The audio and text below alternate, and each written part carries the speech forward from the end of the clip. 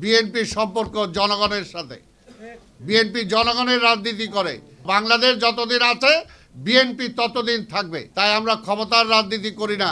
আমাদের নেতা দেশনায়ক তারেক রহমান বারবার বলেছেন এবং যেটা বাস্তব প্রমাণ হয়েছে 5ই আগস্টের পরে যদি তারেক রহমান নির্দেশ না দিত, যেটা আওয়ামী লীগ বলছিল, ওবায়দুল কাদের বলছিল কয়েক লক্ষ মারা যাবে, তা তো মারা যাইতই।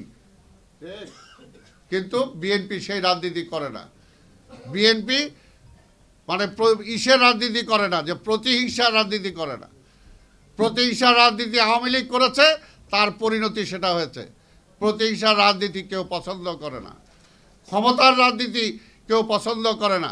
শেখ মুজিবুর রহমান রাজনীতিবিদ হওয়ার পরও রাজনীতি নিষিদ্ধ করেছিলেন, আর শহীদ রাষ্ট্রপতি জিয়া রহমান রাজনীতিবিদ না হওয়ার পরও তিনি রাজনীতি মুক্ত করে দিয়েছিলেন। এটাই হলো বিষয়।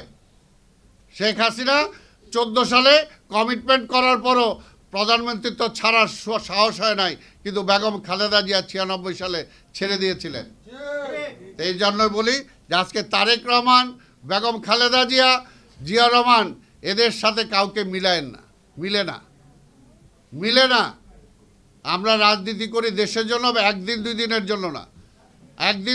জন্য না। বাংলাদেশ যতদিন আছে বিএনপি ততদিন থাকবে। বিএনপির জন্মই হয়েছে বাংলাদেশের বাস্তবতার কারণে। আওয়ামী লীগ ব্যর্থ হয়েছে বলেই বিএনপির জন্ম হয়েছে।